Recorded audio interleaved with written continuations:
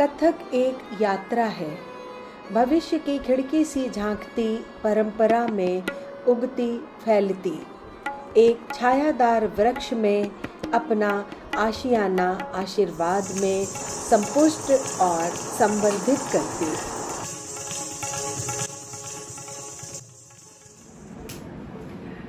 नमस्कार।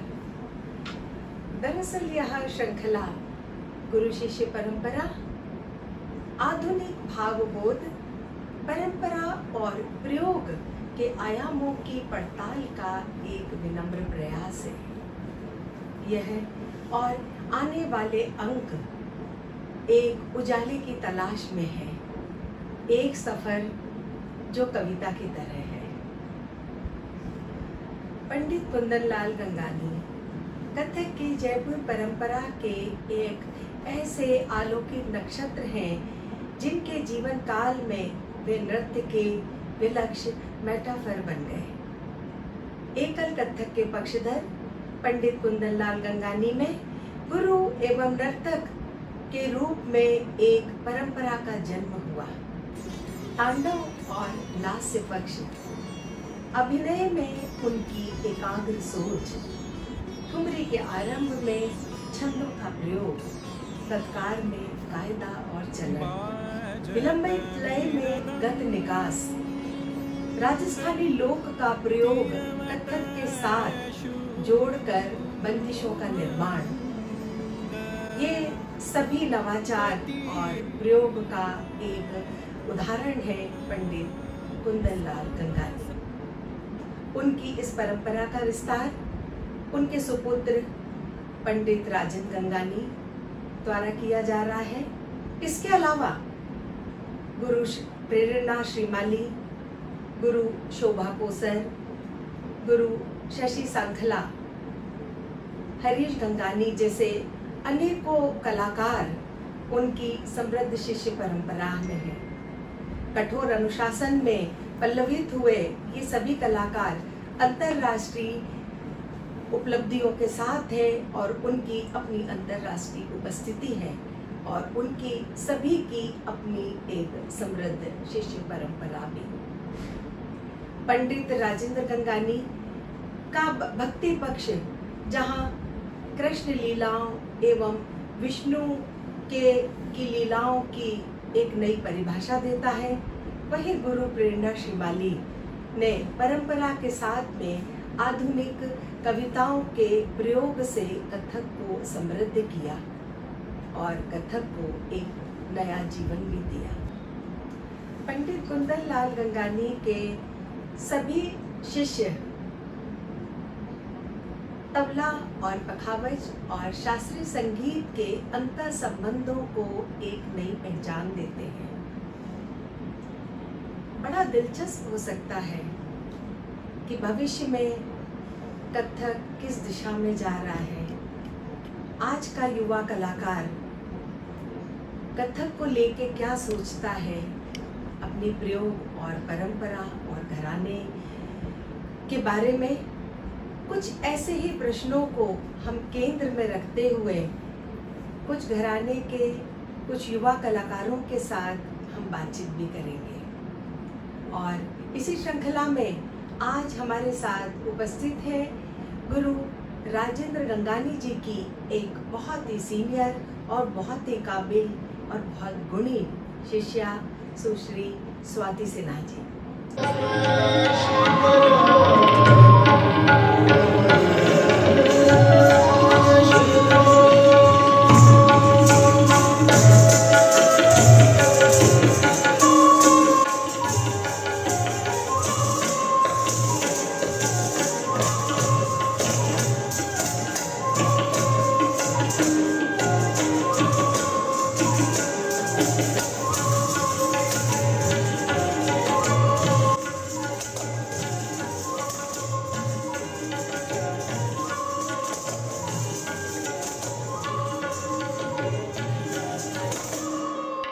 स्वाति जी, हमारे इस कार्यक्रम में आपका अभिवादन है।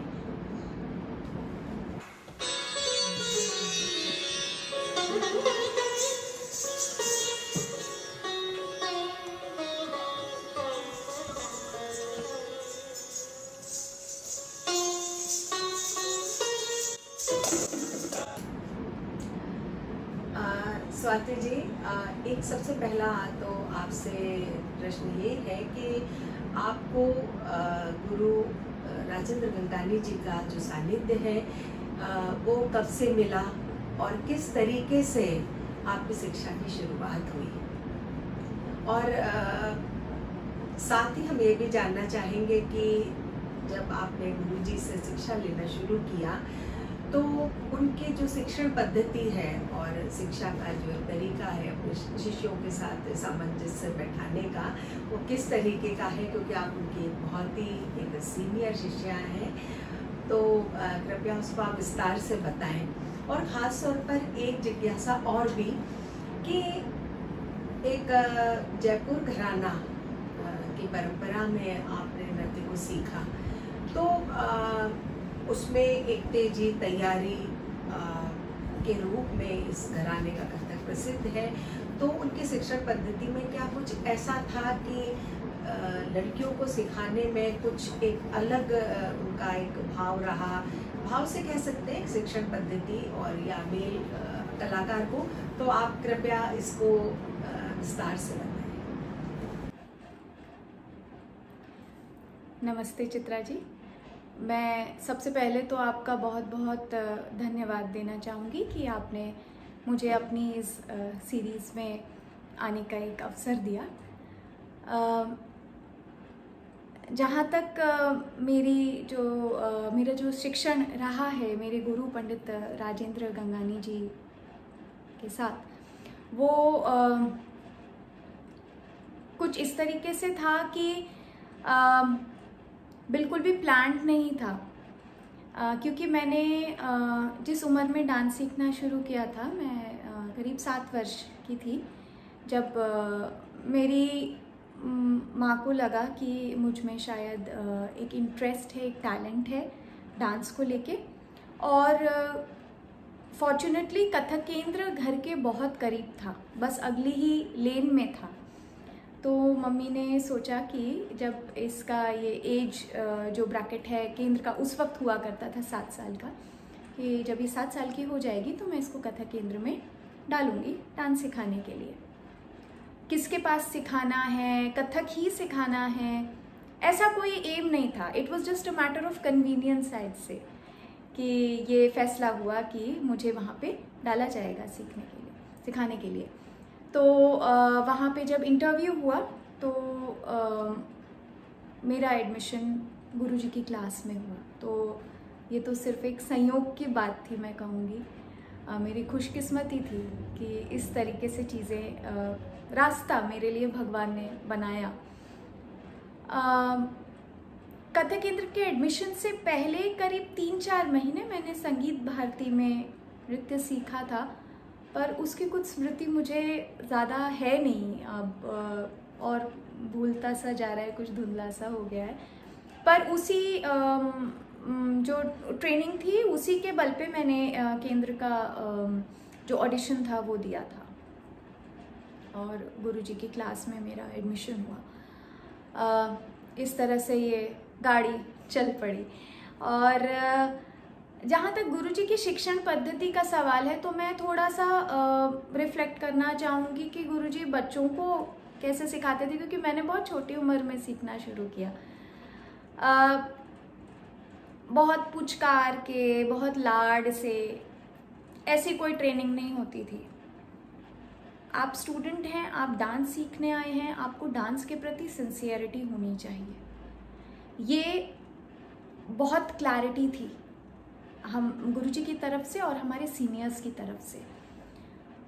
पर जो सिखाने का तरीका था गुरुजी का, वो इस ढंग का था, वो इतना मज़ेदार था। वो जो तोड़े थे, जो वो उस वक्त कंपोज करके बताते थे, वो इतने इंटरेस्टिंग तरीके से कन्वे किए जाते थे बच्चों को कि बच्चों को मज़ा आता था उसमें। तो मेरा इंटरेस्ट तो था, ऑफ कोर्स वो जो भगवान का दिया हुआ था वो था, पर गुरुजी के सिखाने का तरीका ऐसा था कि मैं क्लास की तरफ बहुत खींची चली जाती थी। मेरे लिए वो जो हफ्ते में 3 दिन की क्लास हुआ करती थी उस समय, वो मेरे लिए बहुत एन्जॉयबल टाइम हो गया था। तो एक ऐसा समय जिसमें मैं अपने आप को बहुत अच्छे से एक्सप्रेस कर पाती थी, मैं बहुत खुल के जी पाती थी उस 1-1.5 घंटे में। तो I always use to look forward to my classes, और इस तरीके से मेरा जुड़ाव कथक के साथ बढ़ता चला गया।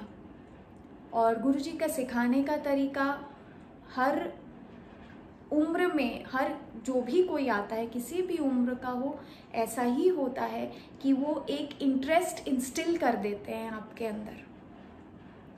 वो कुछ मैजिकल चीज़ें नहीं सिखाते, या वो उनके सिर्फ बोलने का ढंग ही ऐसा नहीं है, वो है he, is a very polite person otherwise also, तो वो तो रहता ही है, पर उसका जो कन्वे करने का तरीका है वो इतना अच्छा होता है कि आप उस एक्चुअली डांस से जुड़ते चले जाते हैं। जहाँ तक आपने मुझसे पूछा कि मेल बॉडी और फीमेल बॉडी में डांस को कैसे ढालते हैं वो, तो मैं बहुत लकी थी इस सेंस में कि खानदानी जो लड़के थे वो बहुत हुआ करते थे, क्लास में सब साथ में नाचते थे हम लोग, तो वो एक्सपीरियंस किया है वो चीज़ को फर्स्ट हैंड। जहाँ तक मैं समझ पाई हूँ मेरे गुरु के सोच को, उन्होंने कभी एक डांसर को मेल बॉडी या फीमेल बॉडी के तरह से नहीं देखा है। वो हमेशा एक डांसर को उसकी पर्सनालिटी, उसके इंटरेस्ट, उसके सोच के हिसाब से देखते हैं, which can be in any of the bodies, और उसके अकॉर्डिंग ही उनकी ट्रेनिंग आगे बढ़ती है। क्लास में हर किसी के लिए कुछ ना कुछ होता था ऐसा जिसमें वो अपने आप को पूरी तरह से एक्सप्रेस कर पाए, इर्रिस्पेक्टिव ऑफ द जेंडर। हाँ, और जहाँ तक लयकारी का सवाल है, जयपुर में लयकारी है, जयपुर में तेजी है, तो जिसकी बॉडी जितना एंड्योर कर सकती है, जितना अच्छे से एक्सप्रेस कर सकती है जिस चीज़ को, गुरुजी उसको वो सिखाते थे।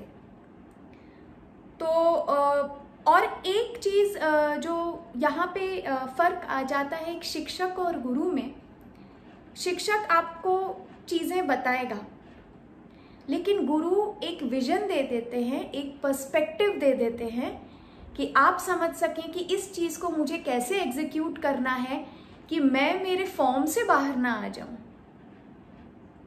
अगर मेरा एक फीमेल फॉर्म है तो मेरे अंदर वो ग्रेस, वो फेमिनिटी जो है वो कहीं कॉम्प्रोमाइज ना हो। तो मैं एक फीमेल हूं तो मैं एक वॉरियर दिखा सकती हूं, और अगर एक मेल डांसर है तो वो घूंघट की गत खूबसूरती से कर सकता है। और उसमें मैं कहूँगी सबसे जो मददगार था हम लोगों के लिए as male and female students of the dance form, कि गुरुजी खुद एक प्राइम एग्जाम्पल की तरह सामने थे, कि वो जब आंचल की गत करते हैं तो वो कितनी खूबसूरती से उसको निभाते हैं, जब वो तलवार की गत करते हैं तो वो कितनी खूबसूरती से निभाते हैं। तो मेरी समझ में it was never about being a male dancer और अ फीमेल डांसर, बट एक समझ, एक पर्सपेक्टिव अपना क्लियर रखना कि मैं क्या करूं कि वो ग्रेसफुल रहे, मैं अपनी मर्यादा से बाहर ना आ जाऊं।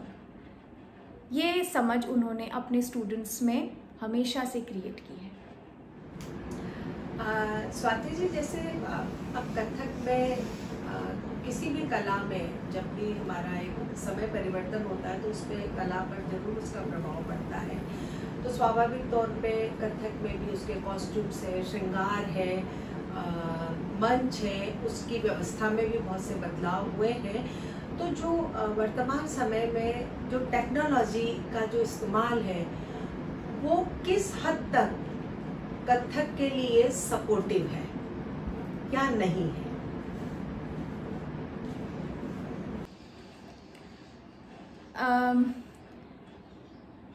चित्रा जी, जहाँ तक ये जो बदलाव की बात आप कर रहे हैं, चाहे वो लाइट्स हैं या साउंड है, रिकॉर्डिंग टेक्निक्स हैं, कॉस्ट्यूम्स हैं, मेकअप है, ज्वेलरी है, बदलाव तो एक इनेविटेबल चीज़ है।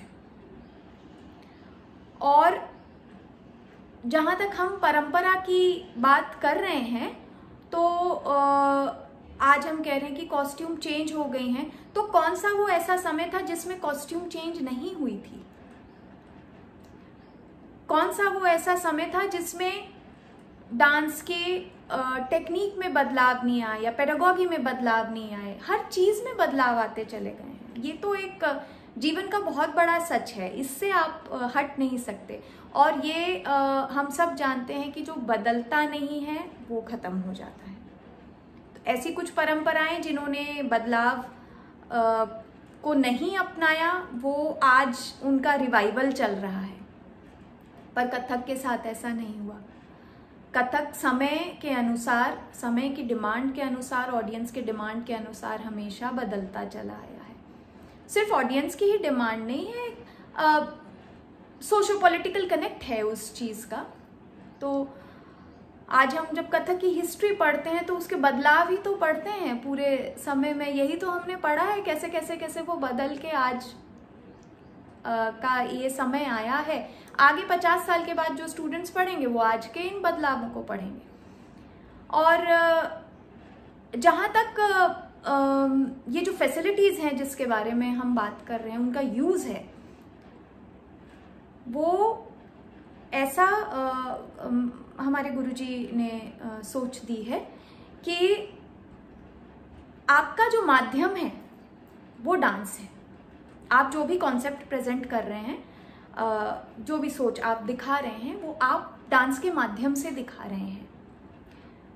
तो आपकी लाइट्स हो या आपका कॉस्ट्यूम हो या आपका साउंड सिस्टम हो, जो भी हो, वो आपको सपोर्ट करे। कहीं ऐसा ना हो जाए कि आपका माध्यम लाइट बन जाए और आपका डांस उसको सपोर्ट करने लग जाए। तो एक तो ये ज़रूर देखें कि ये सब सपोर्टिंग आर्टिस्ट की तरह आपके साथ रहें, और ऐसा ना हो कि at the end of it all you realise that आपका डांस ही सबसे वीक पॉइंट था और ये सब बहुत स्ट्रॉन्ग पॉइंट्स हो गए। दूसरा जो मुझे लगता है, एस्थेटिक्स पे कॉम्प्रोमाइज़ नहीं होना चाहिए। आप क्या कलर्स यूज़ कर रहे हैं स्टेज पे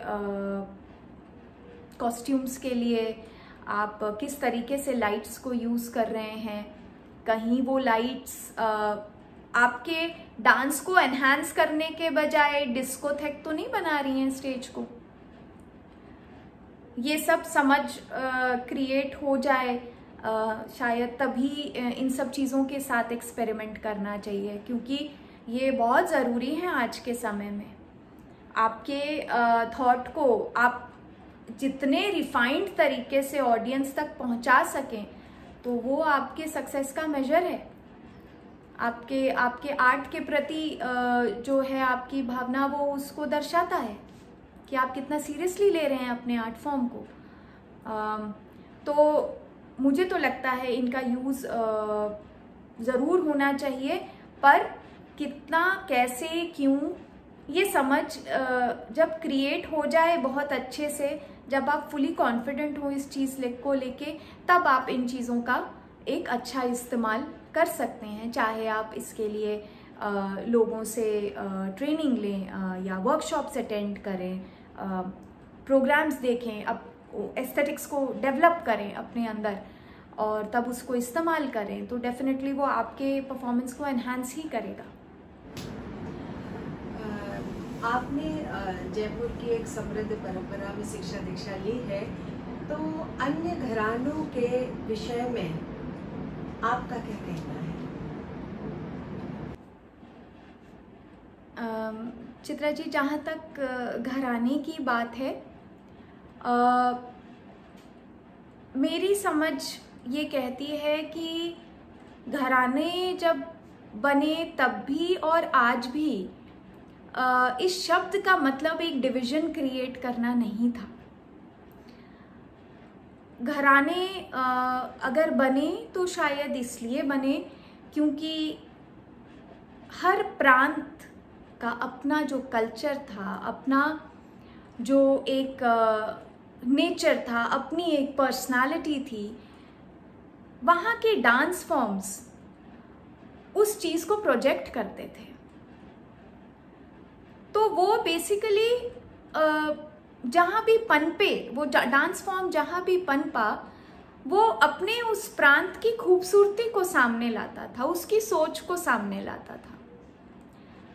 तो अगर लखनऊ में अंदाज की बात है और जयपुर में तेज़ी की बात है, तो कोई ना बड़ा है ना कोई छोटा है, दोनों की अपनी अपनी खूबसूरती है। और ऐसा ही हमें शुरू से बताया गया, हमारे गुरु ने सिखाया, और ऐसा ही मुझे आज के समय में भी महसूस होता है। इनफैक्ट आज के समय में मुझे ऐसा लगता है कि जो भी थोड़ी बहुत बाउंड्रीज बनाई गई थी, जो लोगों ने खुद ही बनाई हैं, वो बहुत धुंधला गई हैं। क्योंकि आज हर एक आर्टिस्ट अपने डांस को लेके सोचने की कोशिश करता है, अपने आप को एक्सप्रेस करने के लिए कथक का माध्यम अपनाता है। तो हर एक आर्टिस्ट अपने आप में एक घराना फॉलो कर रहा है। तो आज हम शायद आज कुछ समय के बाद ये रेलेवेंस जो है वो थोड़ी घटती जाएगी। हाँ, वो एसेंस ज़रूर रह जाएगा। जिसने लखनऊ घराना सीखा है, जिसने जयपुर घराना सीखा है, जिसने बनारस घराना सीखा है, वो अपने गुरुओं से मिली हुई तालीम का एसेंस को तो रखेगा ही, पर बेसिक एक नीड जो हर आर्टिस्ट की होती है, खुद को एक्सप्रेस करने की, खुद के इंटरेस्ट के अकॉर्डिंग नाचने की, वो चीज़ आज के समय में मुझे लगता है ज़्यादा ज़रूरी है, और ऐसा ही डेवलप हो रहा है हमारा आर्ट फॉर्म। अपने गुरु पंडित राजन गंगाली जी के साथ के आपके अपने अनुभवों को आप हमारे साथ शेयर कीजिए, क्योंकि आगे आने वाली पीढ़ी के लिए ये भी एक संदेश कि गुरु और शिष्य का आपस में किस तरीके का एक संबंध जो होता है, और वो किस तरीके से अपने शिक्षण में एक सहायक होता है, तो वो आपको ज़रूर करना है। चित्रा जी, गुरुजी के बारे में अगर बोलना शुरू किया तो शायद इंटरव्यू का स्पैन बहुत लंबा हो जाएगा और शब्द भी कम पड़ जाएंगे, पर मैं कोशिश करती हूँ कि जितना कंसाइज रह के मैं उनको उनके बारे में बता सकूँ, मेरा जो एक्सपीरियंस रहा है उनके साथ पर्सनल लेवल पे। गुरुजी बहुत स्पेस देते हैं अपने स्टूडेंट्स को, और बहुत स्पेस इस सेंस में भी देते हैं कि आप उन तक आ सकते हैं, अपनी बात को बेझिझक कह सकते हैं, अपने फियर्स, अपने डाउट्स कुछ भी उनसे डिस्कस कर सकते हैं, not necessarily about the art form but about yourself, about your life as well. और ये फ्रीडम हर स्टूडेंट को होती है। उन्होंने कभी भी बैरियर नहीं क्रिएट किया अपने और स्टूडेंट्स के बीच में, या कुछ स्टूडेंट्स बात कर सकते हैं, कुछ नहीं कर सकते हैं, ऐसा कभी भी नहीं हुआ। मैंने बचपन से इस चीज़ को देखा है, आज तक देखती आ रही हूँ। और ये फ्रीडम भी होती है कि आप खड़े होके ये कह सकें कि गुरुजी ये ठीक नहीं हो रहा है, या ऐसा क्यों हुआ, या ऐसा क्यों नहीं हुआ। ये सवाल करने की भी फ्रीडम होती है। बहुत कम लोग ऐसे होते हैं जो उस जगह पे जहाँ गुरुजी आज हैं, उस जगह पे होके लोगों को अपने इतना करीब आने दें, क्योंकि वो इनसिक्योर होते हैं कि अगर मैंने बहुत करीब आने दिया ना लोगों को, तो वो शायद मुझे नीचे खींच लेंगे इन द सेंस कि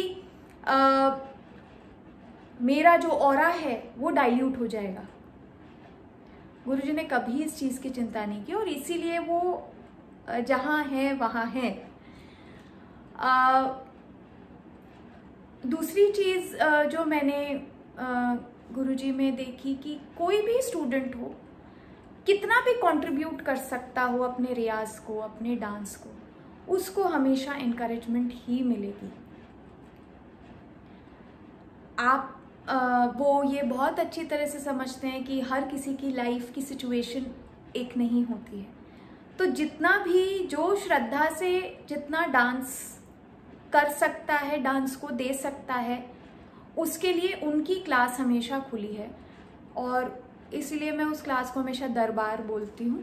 वो दरबार है, वहाँ कोई भी आ सकता है, उसको पूरी फ्रीडम है आने की।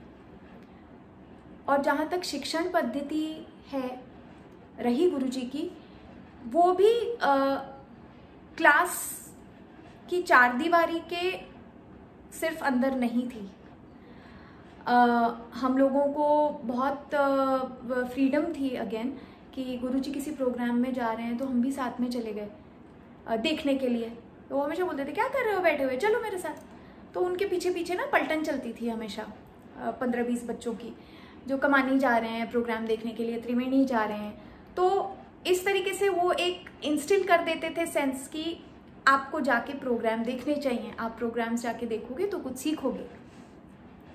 और जहाँ तक रियाज का सवाल है, Guruji has always been so strict about it. He always practises what he preaches. आप 8 बजे सुबह केंद्र जाएंगे, अगर गुरुजी वहाँ पे हैं तो वो आपको रियाज करते ही मिलेंगे। आप 7 बजे शाम को जब केंद्र से निकल रहे होंगे तो आप तो घर आके आराम करने की सोच रहे होंगे, वो रियाज करेंगे। तो आप एज अ गुरु, उन्होंने कभी कहा ही नहीं कि रियाज करो, वो तो करते हुए मिले हमेशा। तो ऐसा तो हो ही नहीं सकता था कि वो चीज़ हमारे अंदर फिर नहीं आती। तो बहुत सारी चीज़ें गुरुजी से ऐसी सीखी हैं जिसके लिए उन्होंने शब्दों का कभी इस्तेमाल नहीं किया, सिर्फ खड़े होकर करके दिखा दिया कि ये सही रास्ता है, मैं इस पे चल रहा हूँ, अगर समझ सकते हो तो पीछे आ जाना, और अगर नहीं है नहीं समझ सकते हो, इतनी ताकत नहीं है तो कोई बात नहीं, जहाँ हो वहाँ रहो, वो भी मुझे एक्सेप्टेबल है। तो गुरुजी से सिर्फ कथक नहीं, सही मायने में ज़िंदगी सीखी है। बहुत सारी अपनी कमियों पर जीत पाने के लिए गुरुजी को एज एन एग्जाम्पल देखा है, और उसके बाद ही सोच पाए हैं कि हाँ, ज़िंदगी सही तरीके से कैसे जीना है।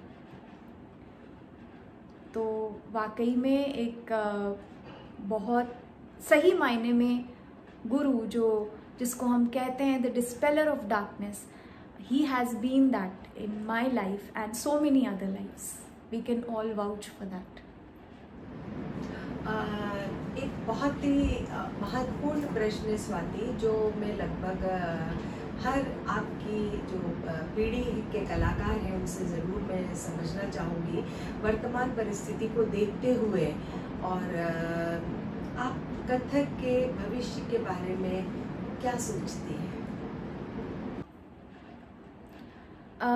जहाँ तक कथक के भविष्य की बात है चित्रा जी, मुझे लगता है एक बहुत ब्राइट फ्यूचर है इस डांस फॉर्म का, इस आर्ट फॉर्म का, क्योंकि एक तो इसकी फाउंडेशन इतनी स्ट्रॉन्ग है, इतने गुरुओं ने इतनी मेहनत से इसको सींचा है कि वो ज़मीन बहुत उपजाऊ है, और हमेशा साल दर साल आगे आने वाली कई पीढ़ियों को वो उपजाऊ ज़मीन जो है वो खाना देती रहेगी।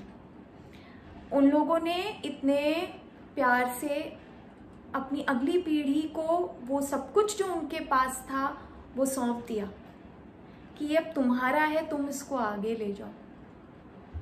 तो ऐसी परंपरा तो कभी ख़त्म नहीं होगी। और फिर जो मुझे बहुत होपफुल इसलिए भी लगता है कि आजकल के जो स्टूडेंट्स आते हैं, ठीक है, आज की नई जनरेशन है, अलग सोच के साथ आती है, पर जो बच्चे फोकस्ड होते हैं वो फिर जानते हैं कि उनको मेहनत करनी है, शॉर्टकट्स नहीं है। शॉर्टकट वाले भी आते हैं तो वो जल्दी फेड आउट हो जाते हैं, पर ये तो हमेशा से ही रहा है ना कि 100,000 लोग आते हैं पर टिकते कितने लोग हैं, कम ही रहते हैं। आर्ट के साथ तो ये है, क्योंकि एक तो उसकी ब्लेसिंग जो होती है वो चाहिए होती है, दूसरा आपको अपनी मेहनत से इतना कुछ डेवलप करना होता है, तो सबके तो बस की बात नहीं होती है। और सभी आर्टिस्ट हो जाएंगे तो भी तो मुश्किल ही हो जाएगी। Imagine a world where everybody is a doctor, everybody is a lawyer और everybody is an engineer. Similarly we cannot imagine a world where everybody is an artist. We should strive for a world where art can have an audience। तो हर school में, हर college में ये inculcate किया जाए sense कि how to be an audience, how to keep the arts alive, वो ज़रूरी है। But coming back to the art itself, बहुत फोकस्ड, बहुत मेहनती, बहुत शार्प, आज के समय के हिसाब से अपनी स्पेस क्रिएट करना जानते हैं, अपने स्ट्रॉन्ग पॉइंट से वाकिफ़ हैं तो अपने वीक पॉइंट से भी वाकिफ़ है, क्योंकि बहुत स्मार्ट जनरेशन है। तो वो इसमें से जैसे मैंने कहा, हर जनरेशन में से कुछ ही चंद ही लोग निकलने हैं, वो चंद लोग इसको आगे बढ़ा जाएंगे, आगे की जनरेशन को दे देंगे वो चीज़।